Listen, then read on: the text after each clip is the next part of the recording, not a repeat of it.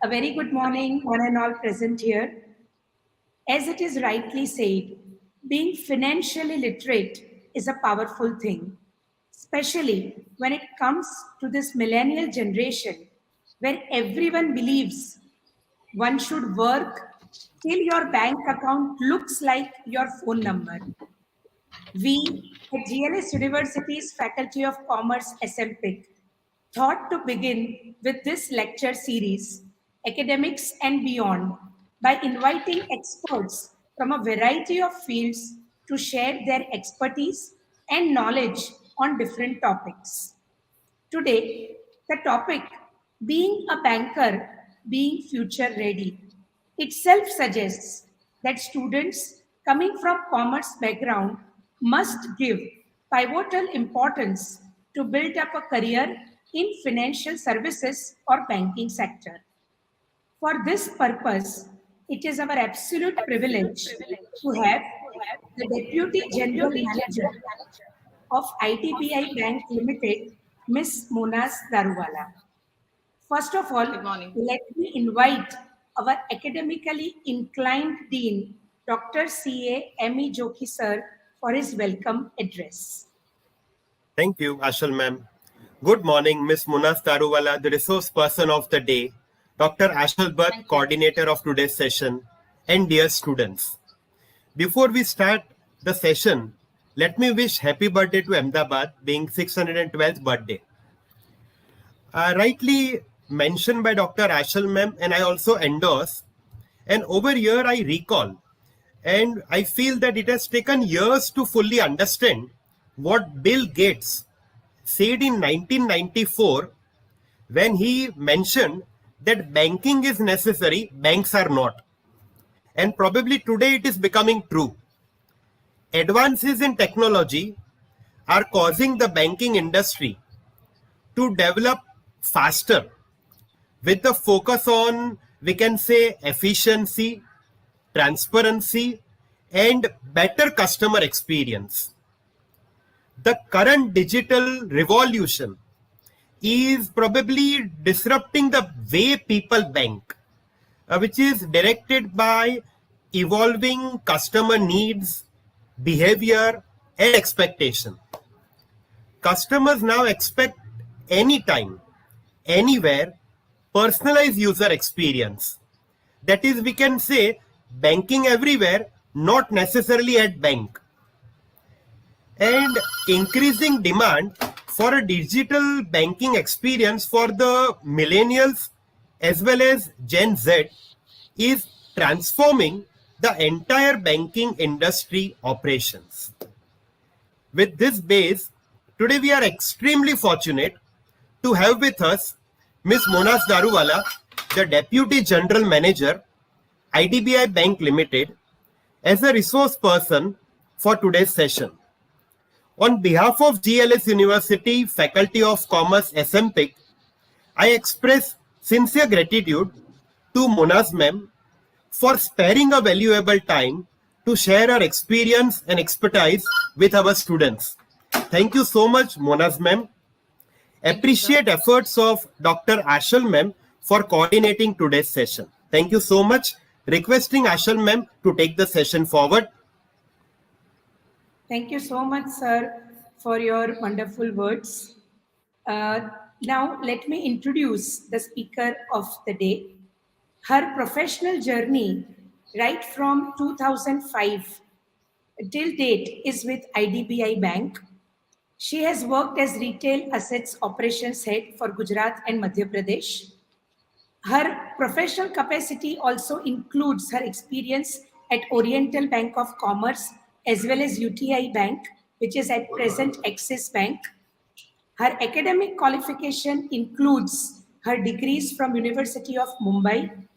Her professional qualification has Financial Planning Certification, Mutual Fund Module, National Stock Exchange Certification, as well as IRDA Certification of License as an Authorized Agent.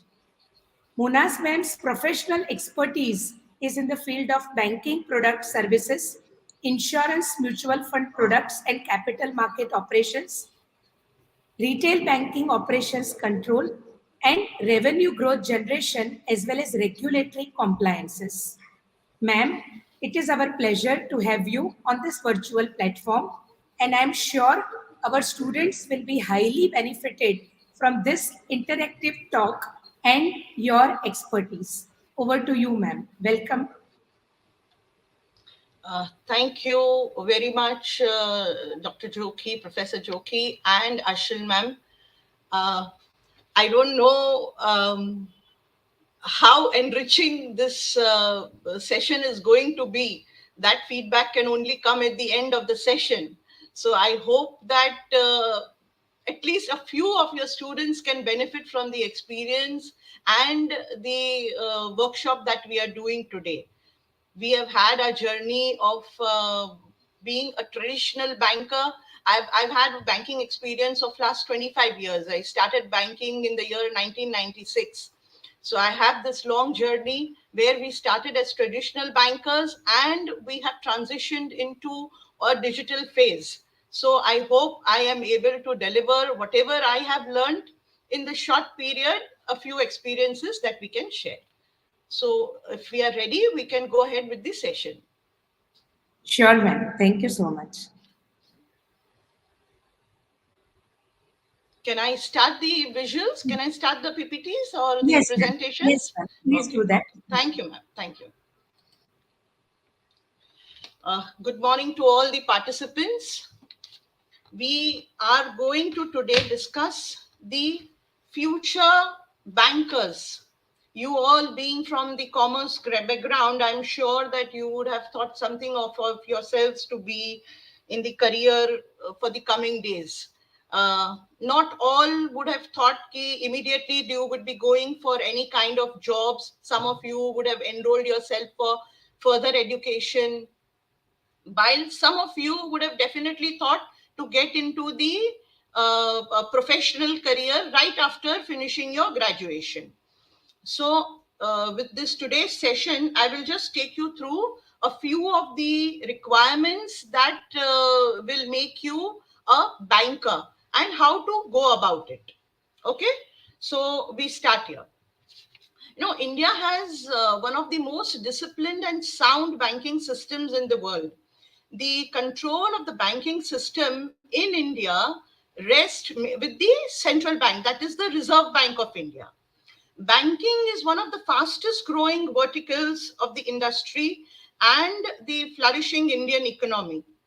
The rapid advancements and the growth in the banking sector have paved a way for many career opportunities.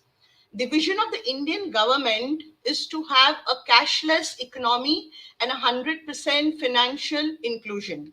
You all must be knowing that financial inclusion was a dream of our Honorable Prime Minister, which was onboarded in the year 2014 with a project called PMJDY, Prime Minister Jan Dhan Yojana, where 100% financial inclusion was looked forward to. The banks had to reach to the most remote of the locations and involve the people to get into the banking channel. The change in the style and the approach of the banking would drive the manpower requirement for future.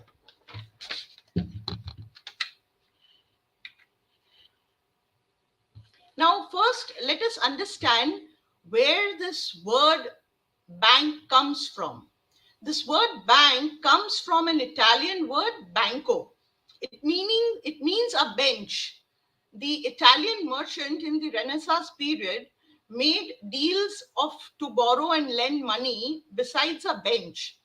They place the money on the bench, and hence that bench is banco. That is where the word bank comes from.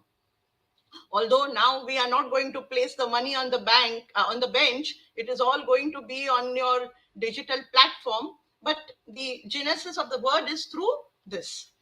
Now we take the scopes and the opportunities, or why pursue a banking career. See, in the coming days, the future and the prospects of banking also we discuss.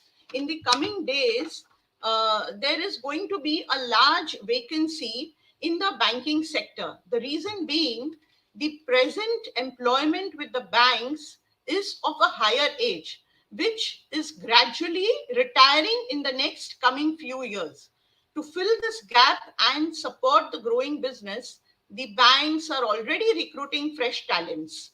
You may have seen many advertisements from the SBI, the Bank of Baroda, where they are recruiting people in the probationary officers or clerical grades.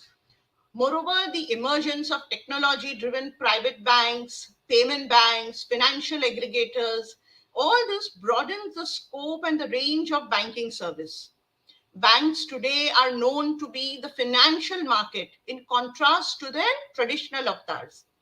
Banks today offer a plethora of products besides the normal banking products. The products that come from the bank are mutual fund, insurance, securitization, business cards, consumer loans, housing loans, tradings into gold and forex activities, and many, many things. Recent inclusions have been fast tags.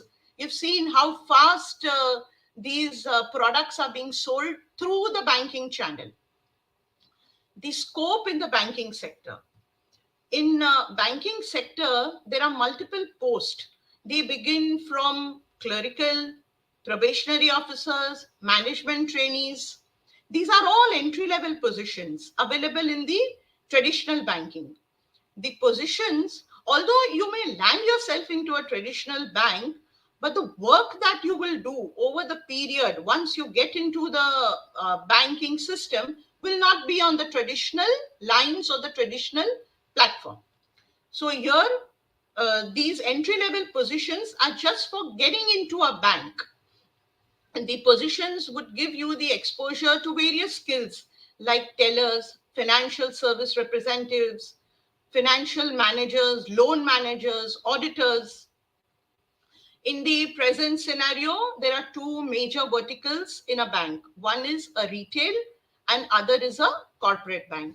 Retail banking caters to the consumers, the common man, the requirements of the common man, consumer loans, all the products which we tend to use in our day-to-day activities.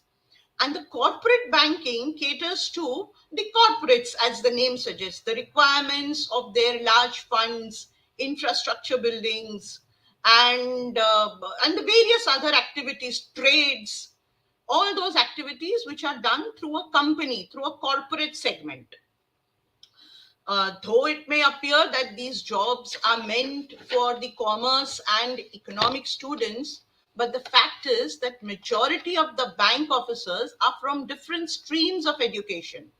Believe me when I tell you this, we have recently got a fresh talent into our department, and some of them have done MSc zoology. You will find many officers in the banking channel who are engineers. So banking is not only limited to the commerce and economic students. Now, the associated roles in the BFSI. BFSI is banking, financial services, and insurance.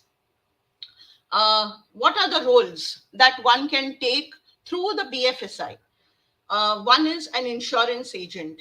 An insurance agent, you all know, I don't need to explain you what an insurance agent could be. He is a professional who represents an insurance firm and sells policies. Policies, when you think it is only LIC, no, there are multiple private institutes which are into the financial segment. So people with required qualification only can become insurance agent. Banks, they themselves act as insurance agencies for particular insurance companies. Each bank has their own tie-ups with the particular insurance, and the bank's officer they act as agents to these insurance company, although not directly related with the insurance company, but as a bank officer. For getting yourself enrolled as an agent, you will have to take certain qualifying exams. These exams are conducted by IRDA, that is the the Insurance Regulator and Development Authority. So you will have to take some qualifying examinations, and only then can you become a agent for selling a product. The other is the banking and financial product sales executive. This is purely related to the banking products, the primary products of the bank, like your saving account, current account, deposits, also products of the bank like loans, overdrafts, TPD. What is TPD? It is a third party distribution. Third party distribution means mutual funds, insurance, all this comes under the segment of third party. Government business, where the bank officer, the financial product executives will have to source uh, government business products with the kind of tax collections. So these are the roles which are very specific to the financial sector, and the sales executives would look at sourcing all of these financial products. The third independent could be investment portfolio managers. Investment portfolio managers, financial planners or advisors are professionals who work either with banks or investment firms to provide advice related to the investment products and other financial services. When you have visited your bank, you must have experienced that you have been assigned a particular relationship manager, and that relationship manager will advise you over a certain number of products, mutual funds, where you will discuss what is the NAV, what is the CAGR, all those types of discussion you will do. You will understand what product is beneficial to you. So these kind of information, that is all these financial product informations, mutual fund, annuities, retirement planning, stocks, all these can be done by people who are qualified for doing that. Where do you take these qualifications? Where do you seek these qualifications from?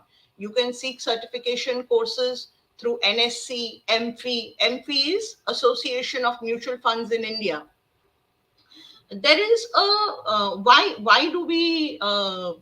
why do we insist that a person who is doing a sales in the bank uh, is a qualified person, is a certified person?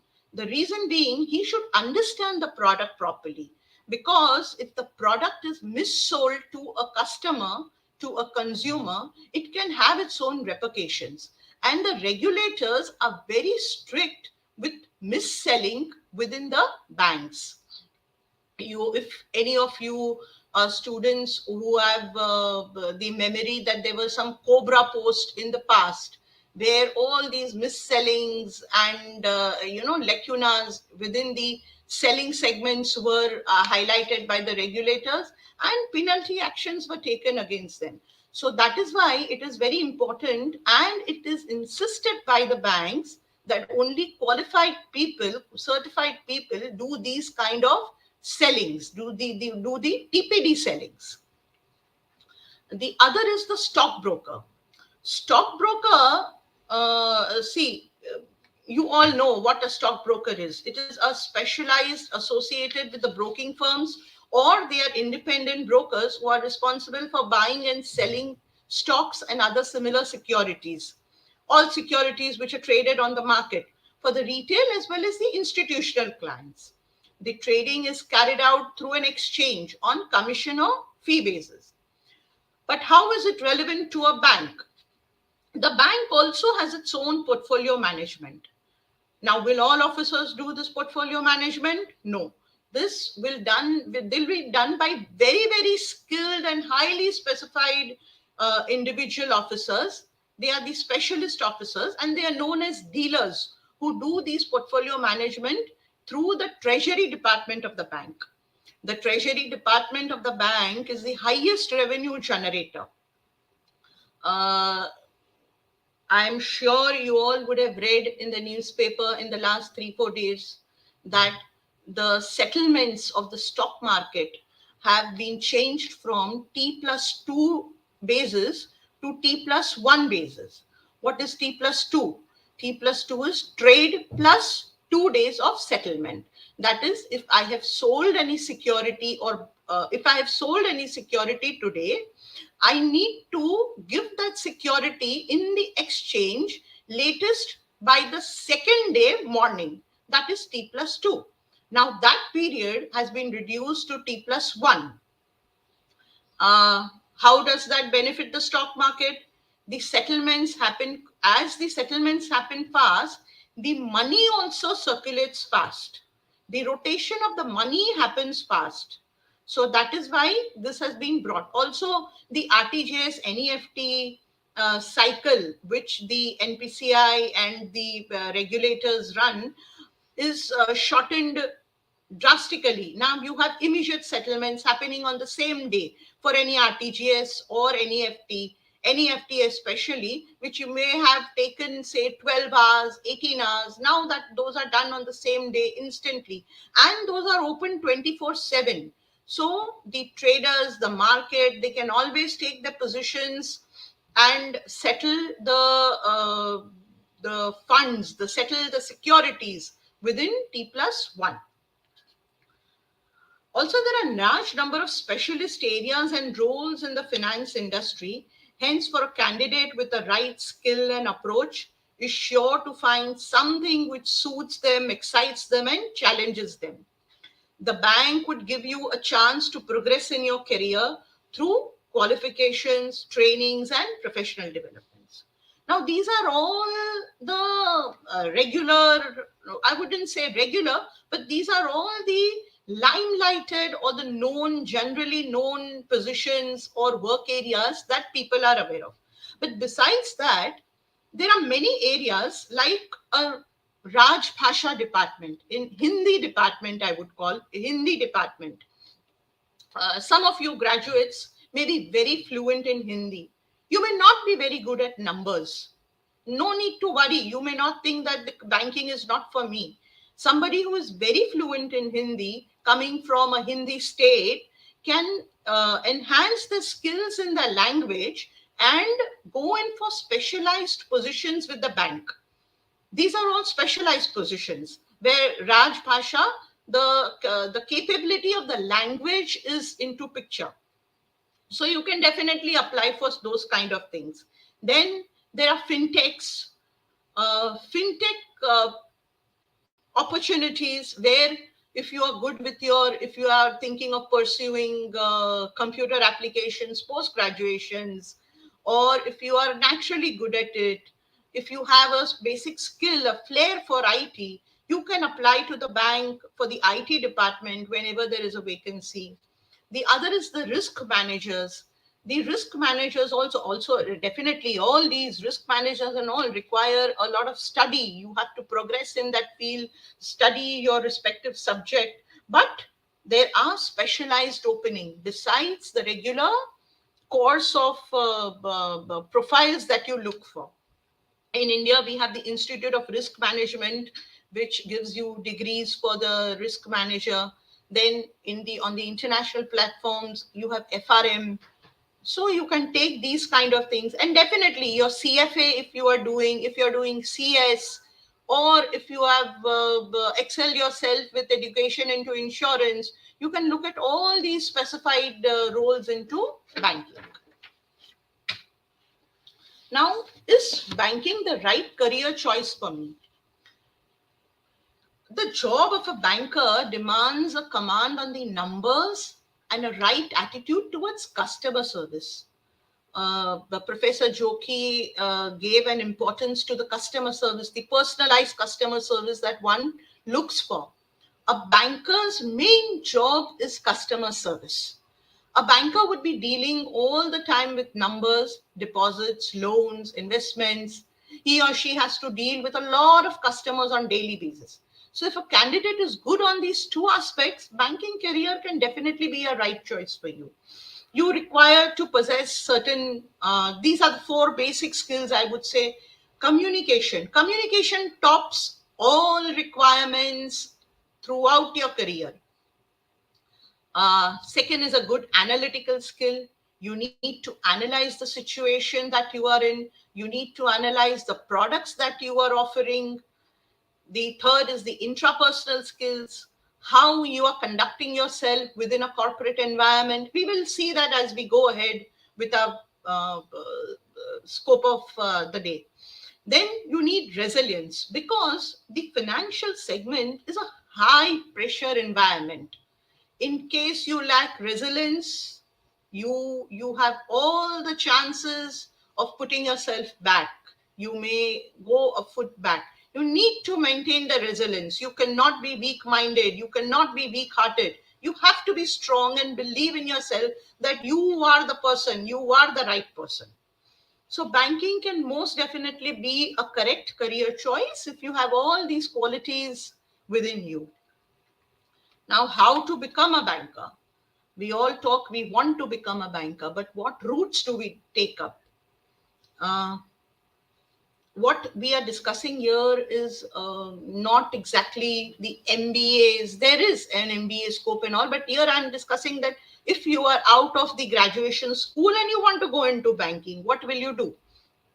So there are different channels of recruitments. Can be a campus recruitment, uh, agency recruitments, direct placements through referencing. Private banks do that. They take direct placements through referencing, although public sector banks do not have that scope, or through entrance examinations. Here are a few well-known banking entrance examinations. By qualifying these, one gets placed into the related bank or the financial organization. These competitions are high calibered. The competition in these exams is very high. One is, and the most popular, also adopted by the private banks. Besides, the public sector bank has always gone to the IBPS, but even the private banks are going through this route now. So IBPS, that is the Institute of Personal Banking Personnel Selection, is an institute which organizes exams, and they arrange for officers to be placed at the different banks. There is a process which the candidate needs to be following. These are all common written exams for probationary officers. State Bank of India has the probationary officers examination. That is the route that you can take. Then IBPS also conducts for clerical recruitments for the PSU. State Bank of India clerical exams, common written examinations for regional rural banks. You would find all these examinations and the notifications in the newspaper or the respective websites of the bank. So you have to constantly keep looking in case if you are planning to do banking or join the bank, start doing that, start researching, start looking at the HR the career departments of these bank websites and see where you can find openings which can suit you. We at IDBI have executive exams, we take people at the executive levels. I will tell you what the executive programs are. RBI has exams, RBI assistant exams. RBI exams are tough to crack, but the positions that you get are extremely good. Then there is NABARD, the National Bank for Agriculture and Rural Development, where you can get entry level positions as assistant managers. The graduation degree, the minimum qualification which you require here is graduation degree from any discipline, not necessarily commerce. However, each bank has its own recruitment criteria. It is not that you pass the IBPS exam and you will compulsory get a posting into any bank. You have to complete the bank's criterias also. The selection process includes quantitative and qualitative aptitudes, general knowledge, basic computer skills. Now, if I can give you an example, what is an IDBI executive program? IDBI comes out with notifications in the newspapers that it is hiring for executives. The executive position. The executive position is a 3-year contractual agreement where the candidate is selected through a written examination and an interview.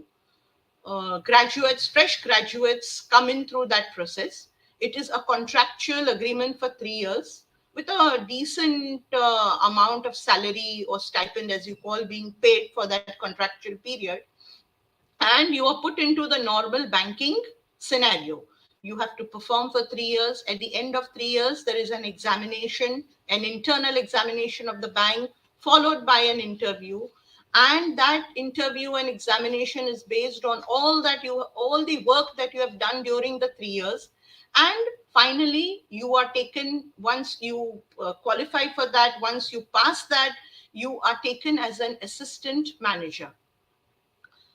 So it is a very good opportunity for students who would not like to go for MBAs or who would not like to go for higher studies. Student with very average marks, if you think that you have secured 60 marks, 65 marks, you can definitely look at such options. Then we also have a tie-up with the Manipal Institute, where the bank, again, you have to qualify with the exam. The bank will publish it in the newspaper. We qualify for the exam, qualify for the interview, and the candidates are selected. After the selection, you are posted to the Manipal Institute for a 1-year PGDBF, that is the Postgraduate Diploma in Banking and Finance. In case if somebody is wanting financial help for that particular, the bank also extends a loan for paying the fees for that 1 year. Once you complete the PGDBF, you are taken as an assistant manager into the bank. Once you start your journey as an assistant manager, and if you are good at your work, there is no looking back. Salaries are very competitive in the market, so that should not be a factor for worry. Now, the career growth. What can be the career growth? The career progression in a bank is defined by two factors: performance and potential. Hardworking, knowledgeable employees can move to higher position and scale the corporate ladder very fast. Many banks have international branches, that is the network of foreign branches. Thus, over a period, you can get, if you qualify, if your work that you have done over a period demands, so you can get opportunity to work abroad. You can get the international postings. SBI, Bank of Baroda are the banks which have the largest number of overseas branches. There is a transferability in the banking profession, the transferability of job being posted out of your own hometown. But that also gives a candidate a chance to be in a different environment, in a different geography, and learn the skills required for different places. The pay scales in the banking industry, as I told you, is definitely good, which ensures a comfortable lifestyle. For getting into, once you are into the banking world, that you are appointed by a bank, your learning doesn't stop there. All your skills, even the banks expect you to take some professional examinations and keep on upgrading your skill and knowledge. There is an examination called JAIB and CIIB, which is conducted by the Institute of Banking and Finance, and these certifications give you a chance. This certification helps you at the time of promotions, where the candidate is judged that yes, he or she is inclined towards further studies, towards further self-progression. Also, these don't come for just for the sake of promotions. This gives you an increment also in the PSU, in the public sector. If you are a JIB or a CIB qualified, you get one increment in your salary. One increment is like every year there is some amount of increment which comes under your salary component. So as a perk of taking up these kind of professional studies, the banks offer one increment to your salary. So these are the monetary incentives which a candidate can look for.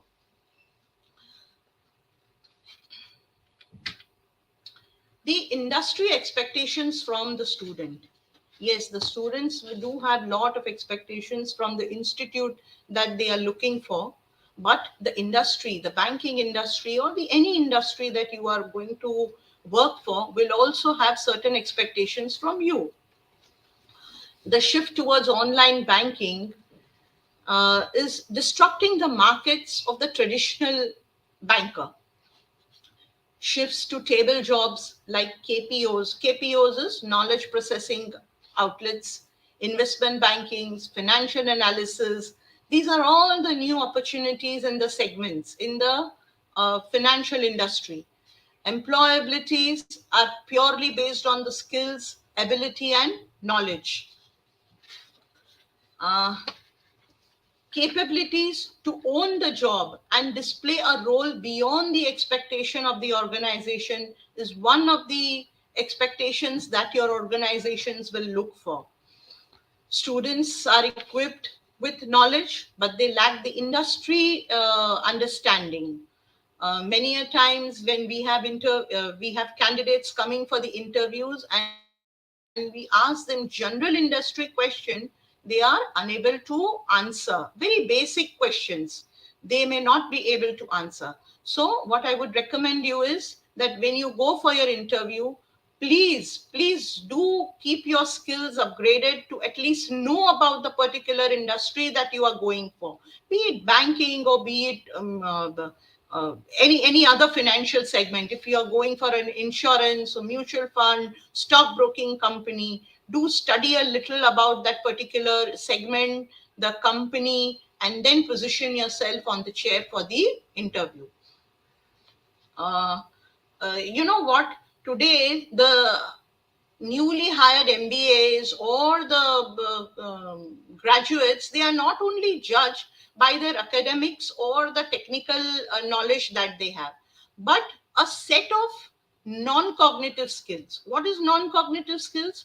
Non-cognitives are the soft skills which are associated with an individual's personality, temperaments, and attitudes, which are related to motivation, integrity, interpersonal interactions. The extensive competition and continuous change requires innovative approach to meet the skills and competencies needed by the employer. It is not necessary. I mean, it is not only that if you are able to analyze your balance sheet, the interviewer, the employer will be impressed.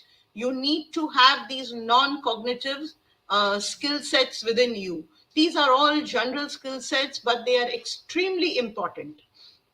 Employers are seeking Employers are seeking for the candidates who have the capability to own the job and display a role beyond the expectations of the organization. It is observed that students are not developed with two basic skills side by side. One is theoretical and another is practical. Theoretical, you may be they are equipped with the academic knowledge, but they lack the knowledge about the industry, as I told you, plus the practical knowledge. Sometimes we have an MBA who comes into the banking fold. See, when you say you are an MBA, yes, you have studied the books, you have studied the theories, but you do not know the practicalities of the bank functioning, a branch's functioning. So you need to learn that. But it does happen that you have a mind block thinking, oh, I have done an MBA and I am asked to be a teller. Why so?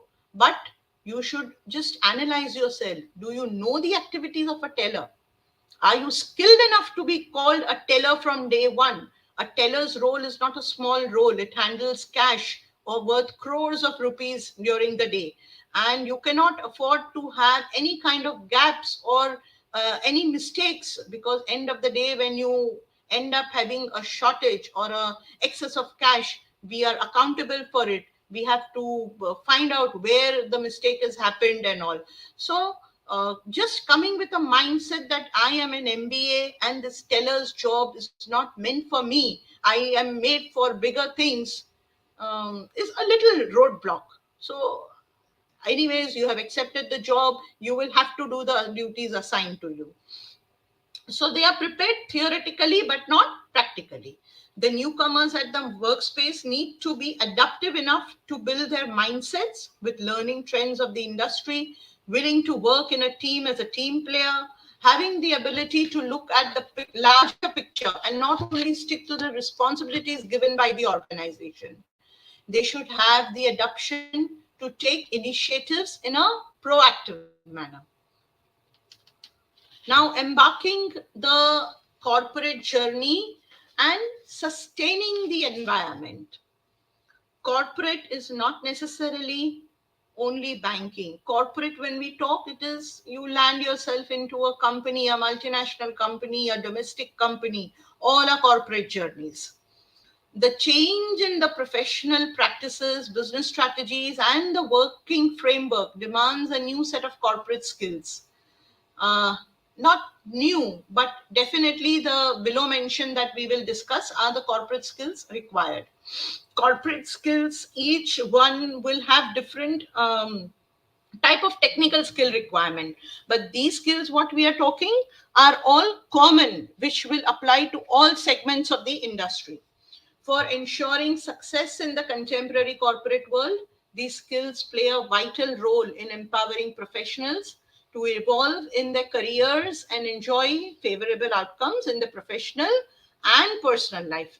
The personal and professional lives are always interlinked. So, all careers, when you flourish, they affect your professional as well as your personal life.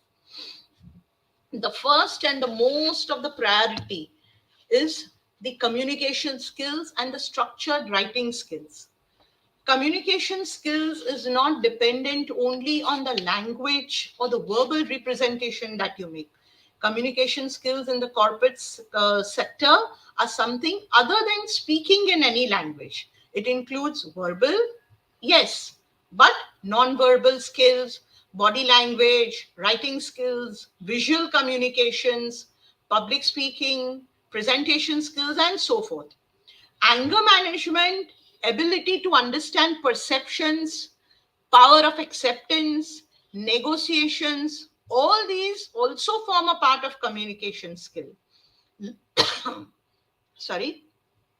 Listening forms one of the very strong attributes of communication. Most of the time, it is observed that people listen to respond rather than understand what is being conveyed. There is a saying by Anthony Robbins which says that to effectively communicate, we must realize that we are all different in the way we perceive the world and use this understanding as a guide to our communication with another. The next is the PC and the technical education. PC and the technical education in today's time are very crucial to your corporate environment. Almost all kind of jobs and occupation these days require the PC IT skills. In case in your job role, the PC aptitudes are pertinent to your field, like if you are an analyst or so, if you want to become an analyst or so, and that you have done a lot of study into that, you should always put these skills on the resume. You should highlight these skills on the resume. Some of the basic computer skills are analytics, Microsoft, your MS Office skills, the spreadsheet makings, email communication, data visuals, and marketing automations. Functioning on social media, Facebook, Instagram, Twitters are not PC skills or the technical skills that one is looking for. Yes, those will be very important if you are going into the media side of profession. Those will be very important. But as far as the financials are concerned, that there is a limited role of these social media platforms. The third is the intrapersonal skills and emotional intelligence. You would think why this is very important. How does this come into role in the financial segment? Uh, Anywhere you would be working in the groups. Very, very few jobs are in the banking segment or the financial bank segment where you are working all by yourself. I would say there are no roles where you are working as a single person. So intrapersonal skills and emotional intelligence are skills which will help you to survive in the corporate environment. It creates an aptitude to work in groups, connect with other individuals, oversee conflicts. It is an essential resource in the work environment. This ability is helpful in all walks of life, more importantly in the workspace. Emotional intelligence offers the ability to sense or gauge and apply the understanding of emotions. Understanding of emotions in the workspace is equally important. Being empathetic towards the people with lesser opportunities or lesser skills. All this comes under the emotional intelligence. What are the traits? Communication, as I always say, number one, conflict resolution. You can't keep on fighting with your team members all the time, or you can't keep on objecting in a meeting all the time. So conflict resolution, mediation, just standing by and looking at some conflicts, not an interpersonal skill. You need to mediate, try to mitigate those kind of environments. Negotiations, empathy, self-awareness and self-regulation. All these are the traits which are looked forward to within this segment. Adaptability. Adaptability in the changing scenarios, which every day there is something new happening everywhere across the globe. Everything, every day there is something new happening and which has an implication on you. So adaptability is the capacity to adjust to the changes and deal with these various assignments in an essential organization skill. Being able to adapt to latest technologies, quickly advancing business conditions will give you an edge over the others who lack it. There is a saying by Charles Darwin: it is not the strongest of the species that survive, nor the most intelligent. It is the one that is the most adaptable to change. So, if you are not adaptable to changes, you fade, you fade. You need to be adaptable to change. There's no looking back. Strong work ethics. Any fresh recruits coming into my department, I always tell them honesty is the most required qualification of a banker. You may be taught all the processes, the knowledge, everything can be taught. Honesty cannot be taught. So, strong work ethics is what the corporates look for. Companies like employees that step up to take responsibilities. Employees with strong work ethics are dependable and can carry out the responsibility even for the very first time. Good work ethics are critical in empowering a business to be result oriented. Some of the work ethic skills are reliability, dedication, integrity, responsibilities, and professionalism. Not being in any particular order, I would say integrity is the utmost important in the financial segment. The next is taking initiatives and multitasking. Uh, Taking initiatives is considered as one of the golden traits which every corporate employee must have. If you are assigned a task, your job does not solely involve completing it. Dig deep to know what further improvements or initiatives can be done in order to highlight yourself. If you have already completed your task, don't sit around and wait for someone to notice you. Ask for new assignments, walk up to your supervisors, and perform best. It is very important to showcase that you are willing to learn and raise questions where needed. Employees who raise questions and get things done are far more valuable to an employer than those who don't. It's not just the work where you can take these initiatives. The theory can be applied to team building technique as well. Think beyond the 9 to 5 job. This will help to bond with your co-workers. But it does not necessarily mean that being an initiator, you try to disrupt the process. The processes cannot be changed in an organization. It can change, but there is a certain hierarchy who is responsible for changing the process. But if you are an entry level, you cannot say that because I want to take an initiative, We are not going to do the project in this order, but we will do the project in this order. So that is not what I mean when I say taking initiatives. You need to be within the framework of the organization which has been laid. Now, if you don't like something, don't wait for others to change and improve. Do it yourself. Know how things are revamped or made from the scratch. To take notes from your seniors and learn about how they took charge of things, even if they were not, even if that is not your core task. You can learn the side works as well. Go beyond your comfort zone. If you don't move out of your comfort zone, learning gets limited.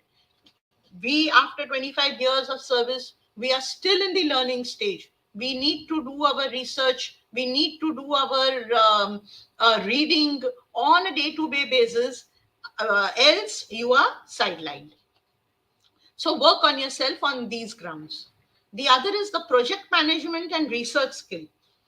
The ability to organize, arrange, and actualize different projects and tasks is one of the most usual corporate skills in the contemporary times. Project management abilities that are crucial in the corporate world are leadership, risk management, contract management, project recoveries, business case writings, data collection, and analysis. The next is the critical thinking, problem solving, and maintaining a strategic distance from analysis paralysis. What is analysis paralysis? Analysis paralysis is an inability to make a decision due to overthinking a problem. You collect so much of data, so much of information, that at the end of the day, you are not able to collate everything as per the requirement of the project, and you keep on thinking and trying to putting all lot of information into something which is even not required for that project. So that is called analysis paralysis. So try to avoid doing that. Be crisp in your data management so that you don't get into this kind of analysis paralysis. Critical thinking, experience, data sharing, accessible assets to determine issues are all the crucial corporate skills. How do you avoid analysis paralysis and get into the problem solving or the critical solving mode? You set goals, plan and prioritize, active listening and analyzing, research and analyzing, drawing mind maps, taking notes and indexing. These are all the features, these are all the roadmaps which will take you to a conclusive research or project management. Ability to handle pressure. You are all going to step into the real world, and the real world is not very kind. So ability to handle pressure and having patience will act as one of the virtues that will help you to scale higher. Stress is a part of almost every job, whether it be related or personal. Every person goes through some stressful events in everyday life. It is necessary to understand and be able to handle pressure and have the ability to keep calm in tough situations. The workplace stress arises due to time constraints, task difficulty, and insufficient knowledge to complete the task. Um, Sometimes you face unexpected situations or challenges.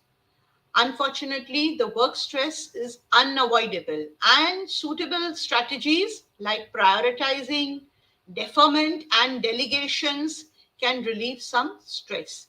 Delegations will definitely come to you once you start scaling the corporate ladder.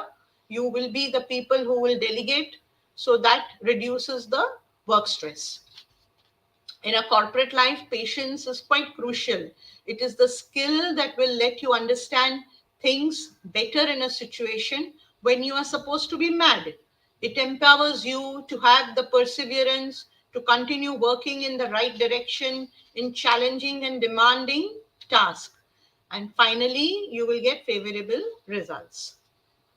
So, we have reviewed these corporate skills which are required to scale higher. Reviewing all of these, you should know that boss will always be looking out for someone who can take ownership, drive initiatives end to end, is able to articulate well, is trustworthy, and is resourceful. So over the years, you should try to be that someone and think that that someone can be you. Now, we look at the emerging or the futuristic requirements of banking, digital banking. These modern ways, what do you do when you need to check a balance, say in the saving bank account? You use the mobile apps, log into the internet, you use SMS based services, call the customer care center. However, not very long ago, the only way to know your balance was to visit the bank branch. That was a very tedious task. But these modern ways of banking using the electronic channel has changed everything, and that is called the digital banking. Digital banking is the availability of the most banking services online using a computer or a smartphone. A bank to offer digital banking services needs a robust IT infrastructure, software solutions that replace the manual back office processes, and overall automation processes. The bank of the future will leverage technology for most of the processes. Uh, Given the current trends, the technology platforms are increasing and getting more and more sophisticated. The digital banker or the bankers of the future will be required to be adept at using these technologies to deliver services, information, drive sales, and interact with the bank's customer. With the technological advancements in the banking industry, many core processes have transformed. Previously, for a KYC upgradation, you used to visit a bank branch, present physical documents. All these are like gone days. You are now having the facility of eKYC, that is Aadhaar based KYC. Also, the regulators have put in place something called CKYC. CKYC is a centralized KYC system where once you submit a KYC to a banking, your designated bank, you are given a number, a unique identified number, which is constant. Wherever there is a need for you to submit a KYC, you can present that unique number, and the unique number will be used to retrieve the KYC from a central database. So centralized KYC is CKYC. Now, the skill sets that the banking professionals need in the future enabled digital banking. So digital banking, the process that we are talking is understanding how the banks work digitally. What goes beyond the scene we need to understand. Score based lending, it is not that you go to a branch and because the branch manager likes your face he will give you a loan. There is a scoring model which is being put in place. Only if you acquire a certain number of points in the scoring model, you get a lending facility. So, how is that put? There on the internet websites of the bank, you will find apply for a loan, and when you apply for a loan, you are asked a certain specific questions. There are certain algorithms which are fit into the system, and based on those your scoring is derived, and the quantum of the loan which can be assigned to you can be ascertained. EKYC process, I have explained to you how it works. Financial planning. Financial planning are different approaches and strategies of investment. How to derive an NAV. You don't sit with a calculator deriving an NAV with n number of 5 years data, 5 years data, how the NAV for a mutual fund has been derived, or how the insurance risk amount is being calculated. That is all based on the digital platform, where the back work has already been fed into, and you can use the digital platform to come to conclusions for availing these financial products. The financial goals and creating investment plan is a very, very widely used tool on the digital platform. Basic example is your SIP calculator. Today, if you want to know how much money will I accumulate over a period of 10 years, you don't sit with a calculator, or you don't use your traditional formulas for calculating the future value of money. You go to on a platform, go to any website and look for an SIP calculator and calculate your future, the corpus that you will assemble by making an SIP. So financial planning goes through the digital mode. Technological tool, digital payments, the processes, risk and the query management, how the digital payments are processed. NPCI, how has structured the process. There is a paying bank, there is a collecting bank, there is a presenting bank, there are aggregators in between all the payments that you make. While you are making, say, a NEFT transaction, or you are making an UPI, how does that process in the split of a second? All those channels have been laid in the web structuring of the banking system. Application programming interface, that is the API banking. What role will the bankers will have to play there?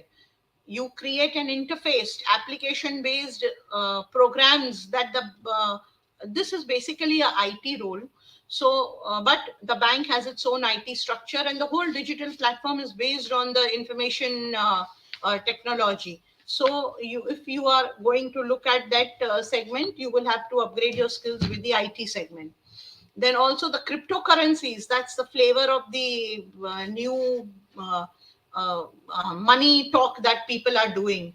Digital currency, recently the regulators, the RBI, have come up with a instructor, a manual, kind of a short write-up kind of thing, which explains what a digital currency would be. How will it be at par with your fiat currency, or is it going to be something else?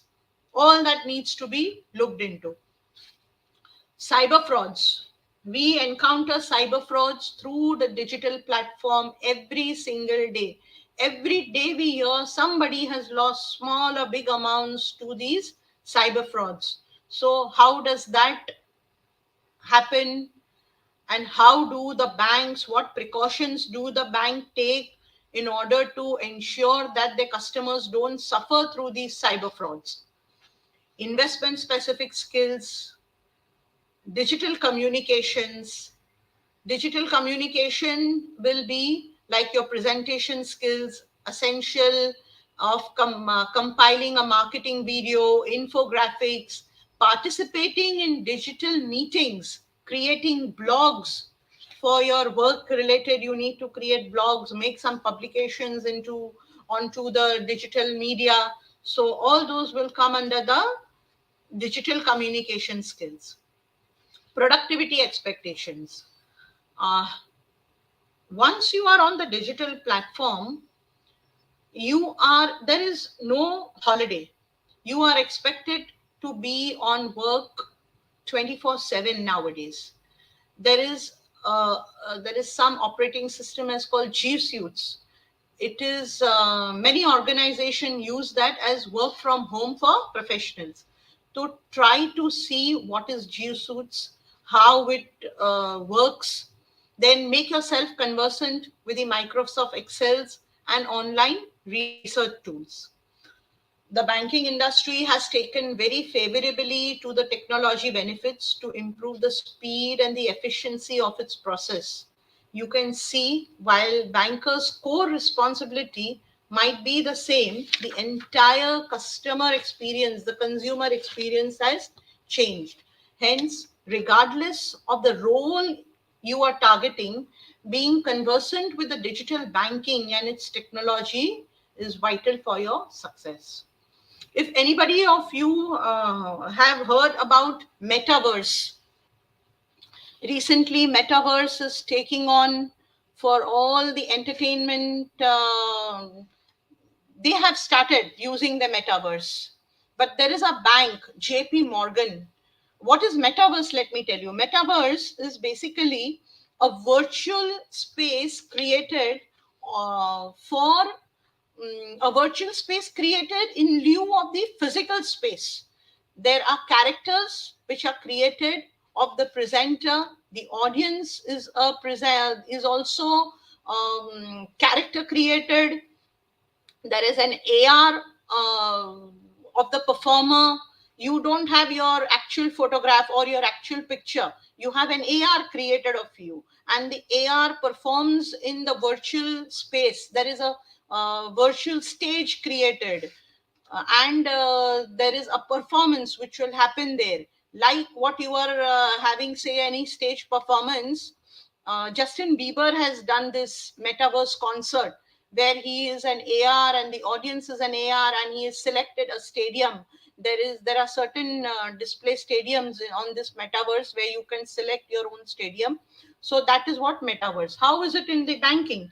JP Morgan is the first bank to use the metaverse, and they have created this live metaverse, the virtual environment for a banker, where the customer creates an AR.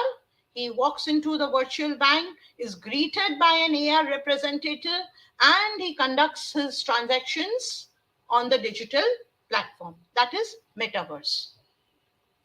So, uh, before this is the end of the slide, but before we end, I would just like to say, ki, what are the what are the fine points? The companies, they want to promote the right candidate. When you get into the working scenario, don't think I am being targeted or something. They want to perform, they want to promote the right candidate. You have to come up to those expectations. Companies want to give growth opportunities to the right candidate. Companies want to retain the bright talent. The retainment cost is much lesser than the acquisition cost. So it is always beneficial for the company to retain a good talent. They will pay and do whatever it takes to retain the right candidates. If you are drawing a very good salary, and if you are not doing any value additions to the company, you are definitely going to be in trouble. Now, if someone has told you that it doesn't matter if you work hard, this place is not good, there is a lot of politics here. There is no need to listen to all this crap. It may not have worked for him or her, but it is not that it may not work for you as well. So, all that you have to be is be honest, be genuine. Remember that you are being paid, or remember rather that you are going to charge for your services to the institute, and hence you will have to deliver what the institute wants. The last one point that I would like to come to is whether you would choose salary, brand name, or job role. What is important? So, what are the key considerations for a candidate when you look for a first job? Salary, brand name, job role, what will you choose? I personally would choose the job role. It will determine the ultimate success. What you learn on the job will enhance your skill sets and position you for success in any role of the organization. Once the job role is set and the candidate is on the track with building the skill set, brands and good salaries will follow. The candidate's decision should not be based on the size of the organization, but the kind of exposures that they get. I will give you an example of myself. My very first role in the year, my very first job in the year 1992 was with a large multinational, Johnson and Johnson. I was being paid a handsome salary, but somehow I was not happy with the job role which was offered, or the exposure that I was getting. I did not take much time or did not waste much time there to think whether I would like to do these kind of jobs. My interest was always with the financial sector. So I opted to move out of there, although it was a very, very high paying job in those times in the year 1994. I opted to move to a smaller organization of 10 people who was doing project finance at almost 50% of the salary which I was drawing. But my decision proved to be beneficial, and it has led me to the place where I am because it was the topic of my interest. I found it to be more intriguing, and I learned on the job what were the basics of finance. So we have in this movie, the Amir Khan movie that you saw, that you make yourselves Kabil Bano. You will follow the success. The success will follow you, and if success follows you, your money will also follow you. You all are very lucky to have been guided by a very competent team of professors, Dr. Joki. All these professors have vast experience to groom you. They have made good, candidates out of you. They have made you job ready. Now it is up to you to scale higher. With this, I come to the end of my presentation. Thank you all for a patient hearing and wish you all the best for all the coming years ahead. Thank you. Ma'am, can we end the slide, please? Yeah, sure. Thank you so much, Monaz ma'am, for a wonderful, enriching presentation. And I really hope that students coming from commerce background, when they are looking forward to pursue banking as their professional career, they keep each and every details given by you in mind. Now, ma'am, as such, we received few questions, but as you have summed up so many things already, just one question that we would like to ask is that today's consumer is smarter, savior, and more informed than ever before, and expects a high degree of personalization and convenience.